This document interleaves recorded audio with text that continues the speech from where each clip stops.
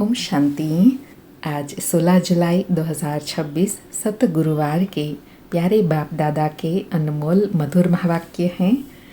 आज रूहानी शमा बाबा ने विशेष स्मृति दिलाते कहा कि बच्चे गीत गाते हैं, जले न क्यों परवाने।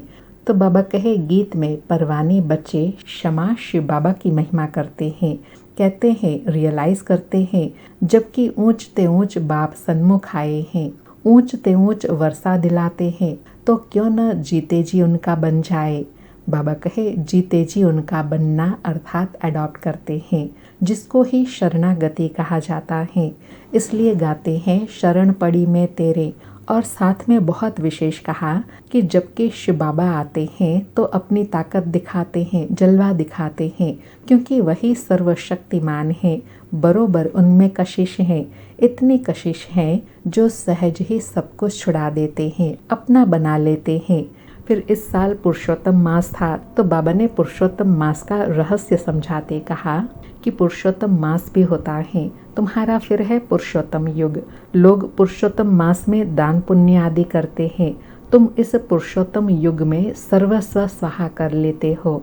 जानते हो यह सारी दुनिया ही स्वाहा होनी है, तो सारी दुनिया का सर्वस्व स्वाहा होने के पहले हम अपने को क्यों न स्वाहा कर ले।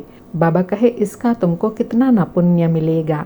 वह है हद का पुरुषोत्तम मास और यह फिर है बेहद का पुरुषोत्तम युग। और साथ में कहा कि पुरुषोत्तम मास में बहुत कथाएं सुनते हैं, व्रत नियम रखते हैं। तुम्हारा तो बड़ा व्रत है, तुम व्रत लेते हो पावन बनने का। तुम्हारे भल बाल बच्चे घर बार आदि सब हैं, परंतु दिल से ममत्व मिट गया है। आप मुए मर गई दुनिया। और अंडरलाइन कराया हम बाप के बने हैं पुरुषोत्तम बनने के लिए। सर्व पुरुषों में अर्थात मनुष्यों में उत्तम पुरुष यह लक्ष्मी नारायण सामने खड़े हैं। बाप आकर तुमको ऐसा बनाते हैं, विश्व का मालिक बनाते हैं। और साथ में बड़ी विशेष बात बताई कि मनुष्य की आत्मा पुरुषोत्तम बन जाती है तो फिर उनके रहने के स्थान भी उत्तम होने चाहिए।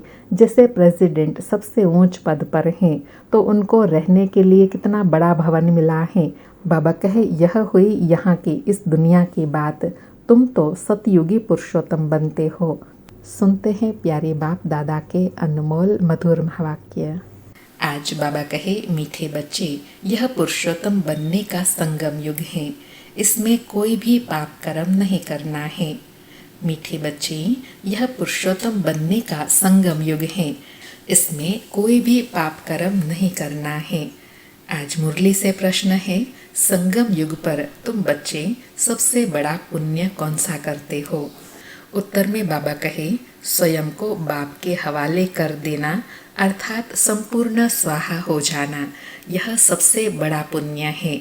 अभी तुम ममत्व मिटाते हो, बाल बच्चे घर बार सबको भूलते हो, यही तुम्हारा व्रत है। आप मुए मर गई दुनिया, अभी तुम विकारी संबंधों से मुक्त होते हो। आज मुरली में गीत बजा, जले न क्यों परवाने, अर्थात ऐसा ऊंच ते ऊंच बाप क्षमा आते हैं तो परवाने आत्माएं क्यों न फिदा हो। ओम शांति। यह सब भक्ति मार्ग में बाप की महिमा करते हैं। यह है परवानों की क्षमा के लिए महिमा।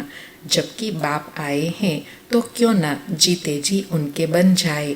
जीते जी कहा ही उनको जाता है जो अडॉप्ट करते हैं। बाबा कहे पहले तुम आसुरी परिवार के थे, अब तुम ईश्वरीय परिवार के बने हो। बाबा कहे अडॉप्ट करते हैं ना, तो पहले आसुरी परिवार के थे, अब ईश्वरीय परिवार के बने हो। जीते जी ईश्वर ने आकर तुमको अडॉप्ट किया है, जिसको फिर शरणागति कहा जाता है। गाते हैं ना, शरण पड़ी में तेरी। अब प्रभु की शरण तब पड़े जबकि वह आए, अपनी ताकत दिखाए, जलवा दिखाए। वही सर्वशक्तिवान है ना, बरोबर उनमें कशिश भी है ना, सब कुछ छुड़ा देते हैं। और इस बात के तो हम सभी बच्चे अनुभवी हैं कि शिव बाबा में इतनी शक्ति है, इतना रूहानी आकर्षण है, इतनी रूहानी कशिश है शिव बाबा क्षमा में, जो कितनी भी बड़ी बात, असंभव बात भी बाबा का बनने से संभव हो जाती है। बाबा कहे बरोबर जो बाप के बच्चे और बच्चियां बनते हैं वह आसुरी संप्रदाय के संबंध से तंग हो जाते हैं। कहते हैं, बाबा कब यह संबंध छूटेंगे? यहाँ यह पुराना संबंध भूलना पड़ता है। आत्मा जब देह से अलग हो जाती है तो बंधन खलास हो जाता है। इस समय तुम जानते हो सबके लिए मौत है और यह जो बंधन है यह सब है विकारी। अब बच्चे निर्विकारी संबंध चाहते हैं। निर्विकारी संबंध में थे, फिर विकारी संबंध में पड़े, फिर हमारा निर्विकारी संबंध होगा। यह बातें और किसी की बुद्धि में नहीं होती। बच्चे जानते हैं हम आसुरी बंधन से मुक्त होने का पुरुषार्थ कर रहे हैं। एक बाप से योग रखा जाता है। बाबा कहे, आसुरी बंधनों से निकलने के लिए व विकारी संबंध से न्यारा होने के लिए याद का पुरुषार्थ करना है। बाबा कहे, उस तरफ है एक रावण, इस तरफ है एक राम। यह बातें दुनिया नहीं जानती। कहते भी हैं राम राज्य चाहिए, परंतु सारी दुनिया रावण राज्य में है। यह कोई समझते नहीं है। राम राज्य में तो पवित्रता, सुख, शांति थी, वह अब नहीं है। परंतु जो कहते हैं उसको महसूस नहीं करते हैं। अर्थात कहते हैं ना, राम राज्य में इतना सुख था, इतनी संपन्नता थी, और गाते भी है ना, राम राजा, राम प्रजा, राम साहूकार, बसे नगरी जिए दाता, धर्म का उपकार। तो ऐसा राज्य था, लेकिन उसकी महसूसता नहीं आती है। बाबा कहे, गाया भी जाता है, यह आत्माएं सब सीताएं हैं। एक सीता की बात नहीं, न एक अर्जुन की, न एक द्रौपदी की बात है। यह तो अनेक आत्माओं की बात है। दृष्टांत एक का देते हैं। तुमको भी कहा जाता है तुम सब अर्जुन मिसल हो। तुम कहेंगे अर्जुन तो यह भागीरथ हो गया, ब्रह्मा बाबा। बाप कहते हैं, मैं साधारण बूढ़े तन का यह रथ लेता हूँ। उन्होंने फिर चित्रों में घोड़ा गाड़ी दिखा दिया है। इसको अज्ञान कहा जाता है। बच्चे समझते हैं यह शास्त्र आदि जो भी है सब भक्ति मार्ग के हैं। यह बातें कोई समझ न सके जब तक 7 रोज समझने का कोर्स न ले। भक्ति अलग है, ज्ञान, भक्ति और वैराग कहते हैं। वास्तव में सन्यासियों का वैराग कोई सच्चा नहीं है। वह तो जंगल में जाकर फिर आई शहरों में निवास कर बड़े बड़े मकान आदि बनाते हैं। सिर्फ कहते हैं हमने घर बार छोड़ा है। तुम्हारा है सारी पुरानी दुनिया से वैराग्य। बाबा कहे, यथार्थ बात यह है, वह है हद की बात, इसलिए उनको हठ योग, हद का वैराग कहा जाता है। तुम बच्चे जानते हो यह पुरानी दुनिया अब खत्म होनी है, इसलिए ज़रूर इससे वैराग आना चाहिए। फिर बाबा वैराग क्यों आना चाहिए उसका रीज़न बता रहे हैं, क्योंकि यह दुनिया ख़त्म होने वाली है।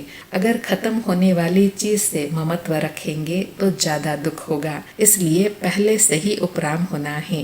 बाबा कहे, बुद्धि भी कहती है नया घर बनता है तो पुराने को तोड़ा जाता है। तुम जानते हो अभी तैयारी हो रही है। कलयुग के बाद फिर सतयुग ज़रूर आएगा। अभी यह है पुरुषोत्तम संगम युग। पुरुषोत्तम मास भी होता है। तुम्हारा है पुरुषोत्तम युग। पुरुषोत्तम मास में दान पुण्य आदि करते हैं। तुम इस पुरुषोत्तम युग में सर्वस्व स्वाहा कर लेते हो। इस साल में भी पुरुषोत्तम मास है ना, तो बाबा स्मृति दिला रहे हैं कि वो पुरुषोत्तम मास में दान पुण्य करते हैं, और तुम पुरुषोत्तम युग में क्या करते हो? सर्वस्व स्वाहा करते हो, जिससे सर्वश्रेष्ठ पुण्य जमा होता है और प्राप्ति भी सर्वश्रेष्ठ होती है। बाबा कहे, जानते हो यह सारी दुनिया ही स्वाहा होनी है, तो सारी दुनिया का सर्वस्व स्वाहा होने के पहले हम अपने को क्यों न स्वाहा करें। बाबा कहे, बुद्धिमानी तो इसमें ही है ना कि समय से पहले अपना सफल कर ले। बाबा कहे, इसका तुमको कितना न पुण्य मिलेगा। वह है हद का पुरुषोत्तम मास। यह है बेहद की बात।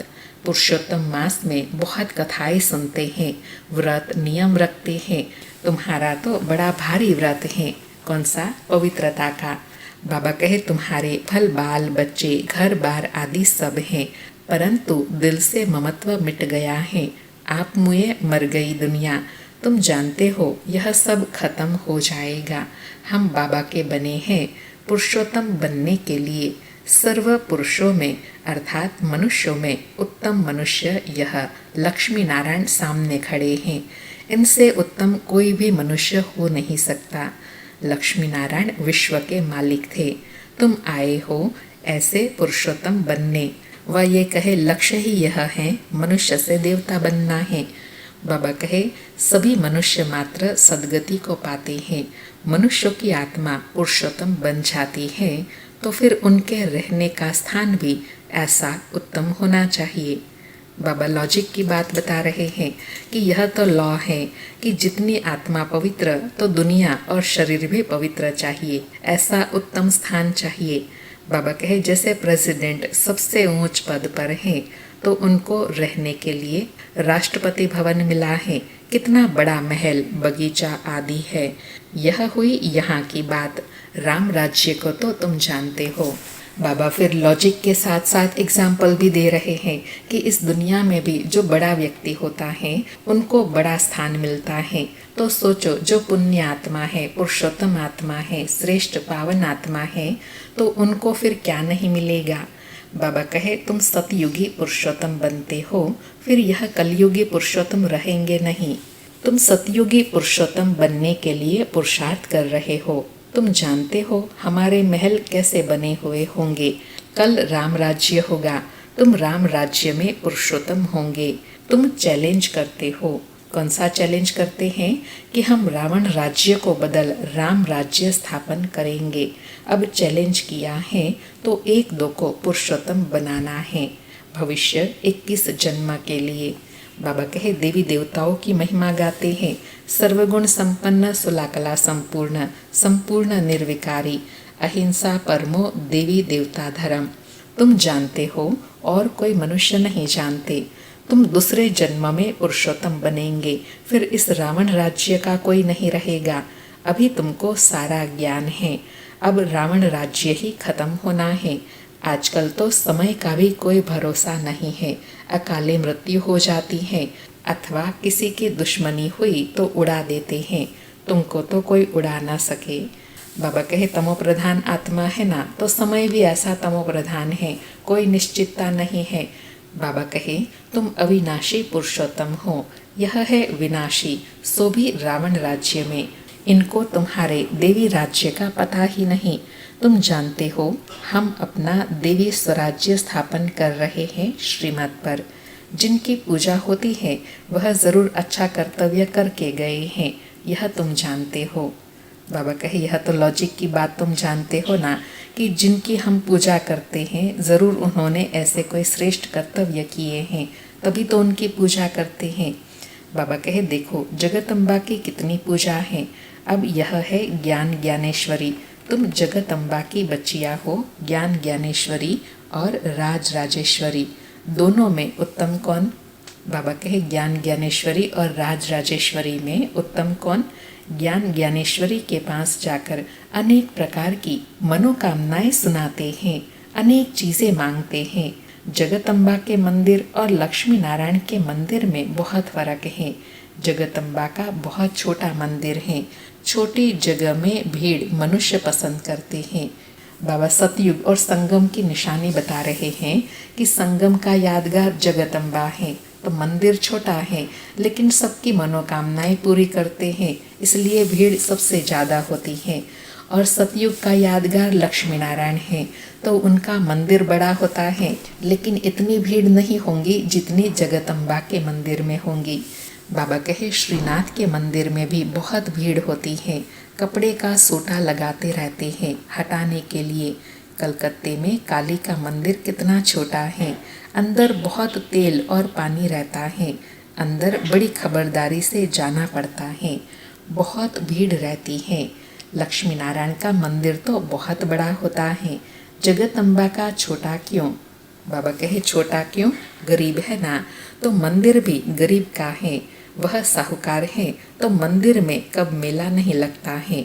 जगदम्बा के मंदिर पर बहुत मेले लगते हैं, बाहर से बहुत लोग आते हैं।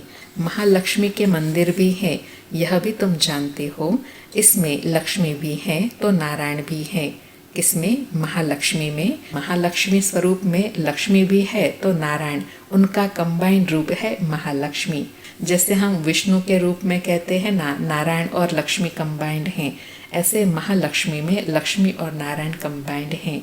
बाबा कहे उनसे सिर्फ धन मांगते हैं क्योंकि वह धनवान बनी है ना। यहाँ तो है अविनाशी ज्ञान रतन।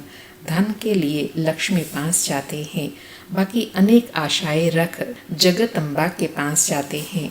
बाबा कहे तुम जगदम्बा के बच्चे हो, सबकी मनोकामनाएं 21 जन्म के लिए तुम पूरी करते हो।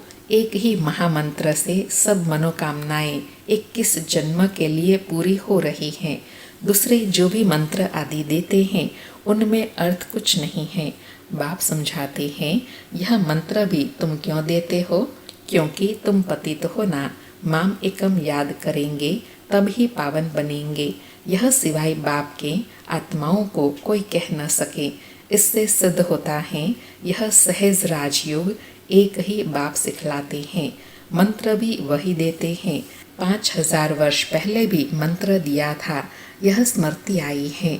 बाबा कहे अभी जब सुनते हैं तो तुमको स्मृति आती है कि 5000 वर्ष पहले भी बाबा हमको मंत्र देकर गए थे।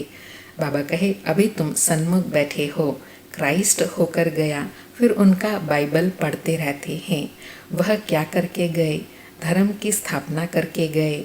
तुम जानते हो शिव बाबा क्या करके गए, श्री कृष्ण क्या करके गए।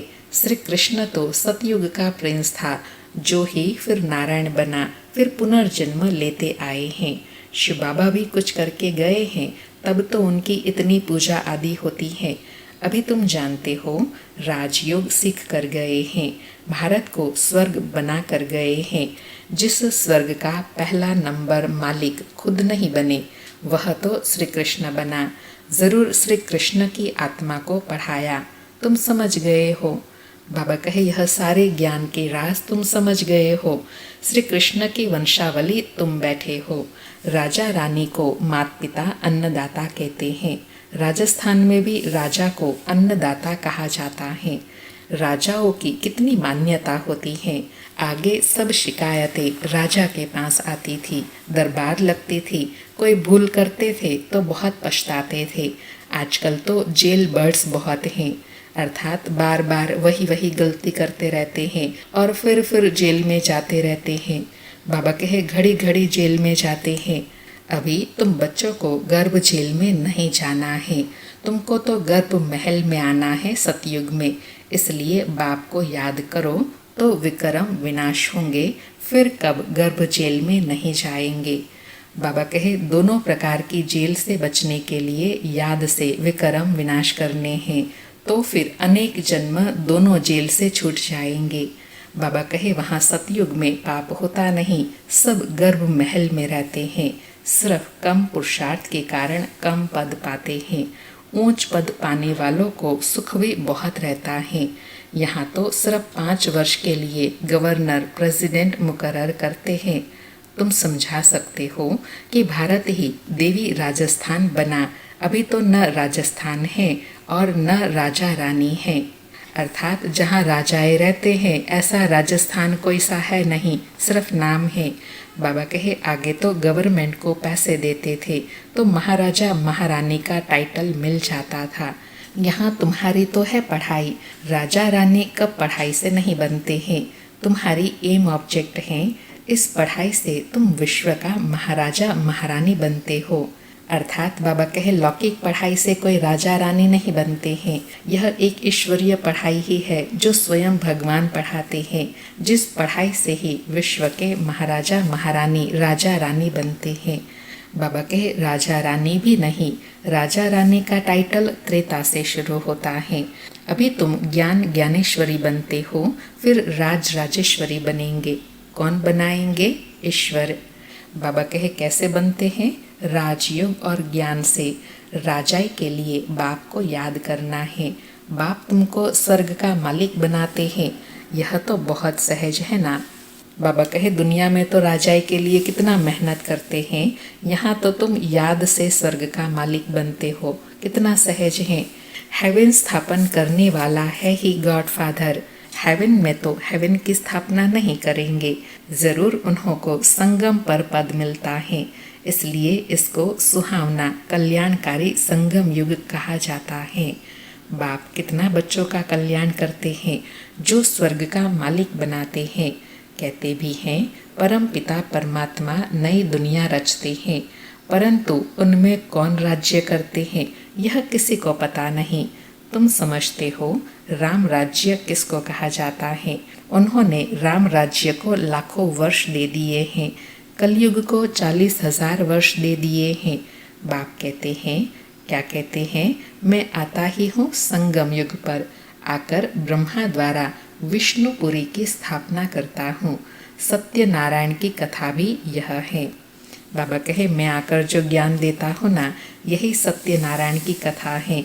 अर्थात इस ज्ञान से ही तुम सत्य नर से नारायण बनते हो। बाबा कहे सतयुग में तुम लक्ष्मी नारायण 16 कला संपूर्ण बनते हो, फिर कला कम होती जाती है। नया जाड़ तब कहा जाता है जबकि स्थापना होती है। नया मकान बनता है तो नया कहेंगे। तुम भी सतयुग में आएंगे तो नई राजधानी होंगी, फिर कला कम होती जाती है, स्थापना यहाँ होती है। बाबा कहे सतयुग की स्थापना तैयारी सब कहाँ होती है, संगम पर। यह वंडरफुल बातें कोई की भी बुद्धि में नहीं है। तो बाप ने समझाया है कि सभी आत्माओं के लिए यह युग पुरुषोत्तम बनने का है। जीवन मुक्ति को पुरुषोत्तम कहा जाता है। बाबा कहे पुरुषोत्तम किसको कहा जाएगा, जीवन मुक्त अवस्था को पुरुषोत्तम कहा जाता है। बाबा कहे जीवन बंध को पुरुषोत्तम नहीं कहेंगे। इस समय सब जीवन बंध में हैं। बाप आकर सबको जीवन मुक्त बनाते हैं। तुम आधा कल्प जीवन मुक्त होंगे, फिर जीवन बंद, यह तुम समझते हो। तुम्हारा व्रत नियम क्या है? बाबा कहे पुरुषोत्तम बनने के लिए तुम्हारा व्रत नियम क्या है? बाबा ने आकर व्रत रखवाया है। खान पान की बात नहीं है, सब कुछ करो, सिर्फ एक बाप को याद करो और पवित्र बनो। पुरुषोत्तम मास में बहुत करके पवित्र भी रहते होंगे। वास्तव में इस पुरुषोत्तम युग का मान है। बाबा कहे तो तुमको कितनी खुशी, कितना नशा होना चाहिए। अब तुमसे कोई पाप कर्म नहीं होना चाहिए, क्योंकि तुम पुरुषोत्तम बन रहे हो। अच्छा, मीठे मीठे सिकेलधे बच्चों प्रति माता पिता बाप दादा का याद प्यार और गुड मॉर्निंग। रूहानी बाप की रूहानी बच्चों को नमस्ते। हम रूहानी बच्चों की रूहानी माता पिता बाप दादा को याद प्यार, गुड मॉर्निंग और नमस्ते नमस्ते। सारी मुरली से धारणा के लिए सार है। पहला पॉइंट, इस पुरुषोत्तम युग में जीवन मुक्त बनने के लिए पुण्य कर्म करने हैं, पवित्र जरूर रहना है, घर बार आदि सब होते दिल से ममत्व मिटा देना है। दूसरा पॉइंट, श्रीमत पर अपने तन मन धन से देवी स्वराज्य स्थापन करना है, पुरुषोत्तम बनाने की सेवा करनी है। आज प्यारे बाबा का वरदान है, सहज योग द्वारा स्वयं को सहज योगी बनाने वाले निरंतर योगी भव। सहज योग द्वारा स्वयं को सहज योगी बनाने वाले निरंतर योगी भव। स्पष्टीकरण है, संगम युग पर बाप का सहयोगी बन जाना यही सहज योगी बनने की विधि है, जिनका हर संकल्प, शब्द और कर्म बाप की व अपने राज्य की स्थापना के कर्तव्य में सहयोगी रहने का है। उनको ज्ञानी योगी तो आत्मा निरंतर सच्चा सेवाधारी कहा जाता है। मन से नहीं तो तन से नहीं तो धन से नहीं तो जिसमें सहयोगी बन सकते हो उसमें सहयोगी बनो। तो यह भी योग है। जब है ही बाप के तो बाप और आप, तीसरा ना कोई। इससे निरंतर योगी बन जाएंगे। आज बाबा ने निरंतर योगी बनने की सबसे सहज विधि बताई कि भगवान के, परमात्मा के कार्य में सहयोगी बन जाना। जो सहयोगी बनते हैं वह सहज योगी बन जाते हैं। आज का स्लोगन है, संगम पर सहन करना अर्थात मरना ही स्वर्ग का राज्य लेना है। आज के अव्यक्त इशारे हैं, ज्वाला स्वरूप स्थिति में रहे शक्तिशाली याद का अनुभव करो। आज बाबा ने अनुभव करने के लिए कहा कि समय प्रमाण रहे हुए जो भी मन के संबंध संपर्क के हिसाब किताब हैं, उसे ज्वाला स्वरूप याद में भस्म करो। लगन है, इसमें बाप दादा भी पास करते हैं, लेकिन अभी लगन को अग्नि रूप में लाओ। विश्व में जो चारों ओर भ्रष्टाचार अत्याचार की अग्नि जल रही है, वह आप बच्चों के योग अग्नि से ज्वाला रूप याद से समाप्त हो जाएंगी। अच्छा, ओम शांति। शुक्रिया बाबा, शुक्रिया।